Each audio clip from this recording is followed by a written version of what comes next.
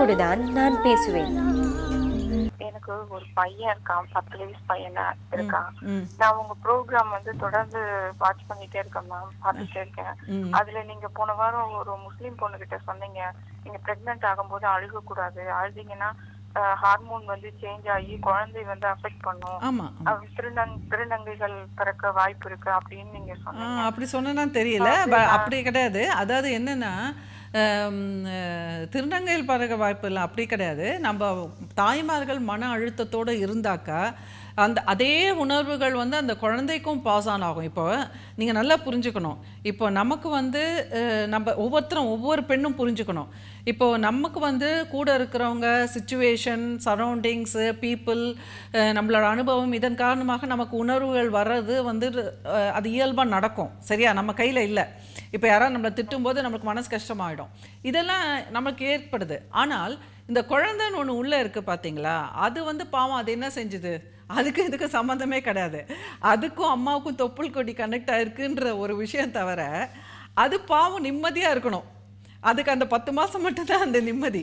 அந்த 10 மாதம் கழித்து அந்த குழந்தை வெளில வந்தோடனே அதுக்கும் நம்மள மாதிரி தான் எல்லா உணர்வுகளும், அதுக்கும் எல்லா அனுபவம் எல்லாம் வரப்போகுது.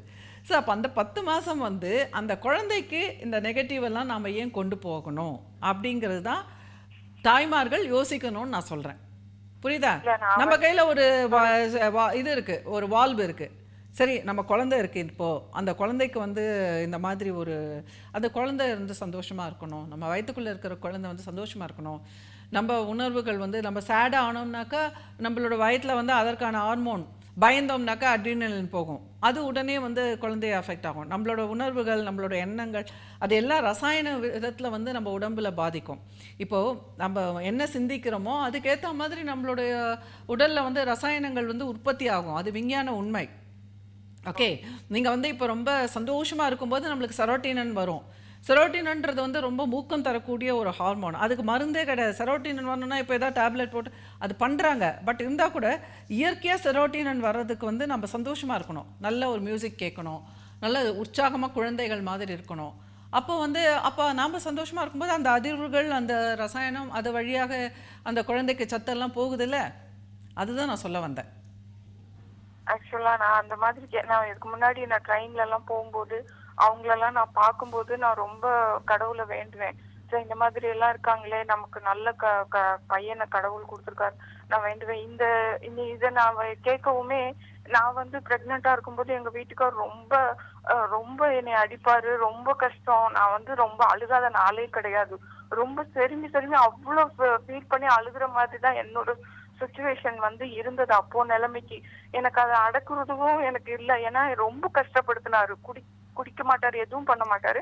பட் என்னை வந்து ரொம்ப கஷ்டப்படுத்துறது. என் பிள்ளையுமே வயிற்றுல இருக்க வரைக்கும் 6 மாசம் வரைக்கும் அவரோட தான் இருந்தேன். அதுக்கப்புறம் வளைகாப்பு போட்டு கூட்டிட்டு போயிட்டாங்க. அது வரைக்கும் நான் ரொம்ப அவர்கிட்ட நான் ரொம்ப கஷ்டம். என்ன வயசுமா?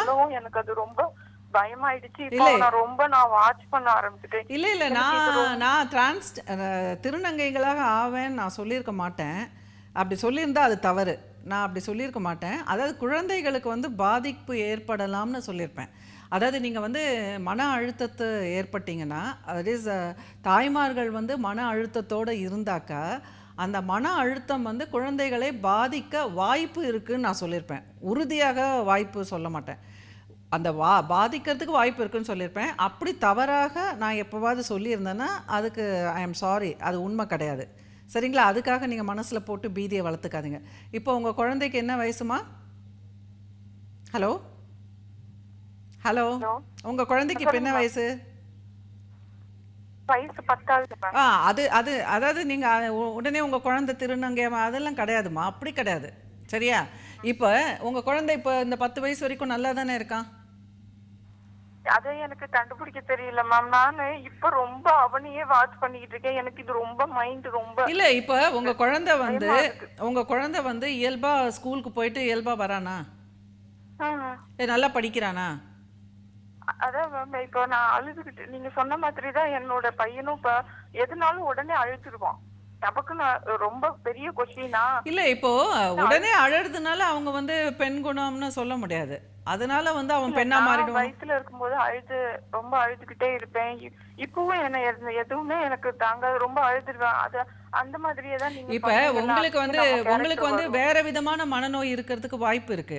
அதாவது உங்களுக்கு ஒரு அப்சஷன் இருக்கா மாதிரி எனக்கு தெரியுது. என்ன சுழல்வு இருக்கா மாதிரி எனக்கு தெரியுது. இப்ப நீங்க சொன்னது வரைக்கும். எனக்காமா ஏன்னா வந்து ஒரு சின்ன சின்ன விஷயத்த நீங்க வந்து எடிட் பண்ணி எடுத்துக்கிறீங்க. அதாவது அஹ், முழுமையா கவனிக்க மாட்டேங்கிறீங்க. ஒரு சில விஷயங்கள மட்டும் ஒரு ஃபில்டர் மாதிரி வச்சுட்டு அந்த சில சொற்களை மட்டும் எடுத்துக்கிட்டு அதை வச்சு வேதனைப்படுறதுக்குன்னே நீங்க நிகழ்ச்சிகளை பார்க்குறீங்க. அது தவறுமா?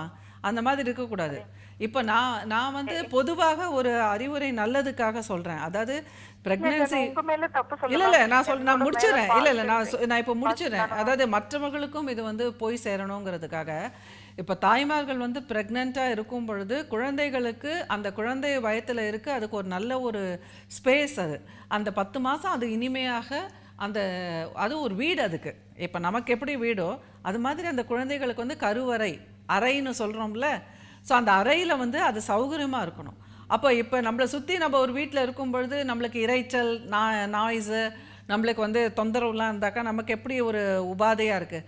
அப்போ அது மாதிரி தான் அந்த குழந்தைக்கு வந்து கருவறையில் இருக்கும் பொழுது அம்மா வந்து பக்கத்து வீட்டுக்கார மாதிரி நினச்சிக்கணும். நம்ம தொல்லை கொடுக்கக்கூடாது குழந்தைக்கு. அந்த ரீதியில் வந்து நம்மளை ரொம்ப கவனிச்சுக்கணும், ஆரோக்கியமாக இருக்கணும், மனதை ஆரோக்கியமாக வச்சுக்கணும்.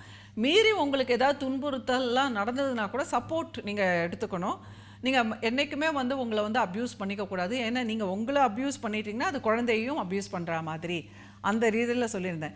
அதை தாண்டி சில பேர்களுக்கு வந்து அந்த மாதிரி ஒரு அனுபவம் இருந்திருந்தால் அதை கடந்து நீங்கள் வந்திருக்கீங்க, குழந்தை நார்மலாக பிறந்திருக்கு, குழந்தை நார்மலாக மைல்ஸ்டோன்ஸ் போகுதுன்ற போது நீங்கள் எதுவும் பயப்பட தேவையில்லை. அப்போ அந்த குழந்தை ரொம்ப ஸ்ட்ராங்காக தான் இருக்குது. ஸோ மற்றபடி நம்மளோட சுபாவம் வீட்டில் அம்மா வந்து எப்போவுமே அழுமூஞ்சியாக இருந்துட்டு எப்போவுமே கம்ப்ளைண்ட் பண்ணிவிட்டு எப்போவுமே இந்த மாதிரி நெகட்டிவ் விஷயங்கள் பண்ணிகிட்டு இருந்தால் கண்டிப்பாக அப்போ உங்களுக்கும் பண்பியல் கோளாறு ஏதோ இருக்குது. அது குழந்தைக்கு ஜெனட்டிக்காக வர்றதுக்கு இல்லை என்விரான்மெண்ட் வழியாக வர்றதுக்கு வாய்ப்பு இருக்குது. ஸோ நீங்கள் ஒரு கவுன்சிலிங் எடுத்துக்கங்க.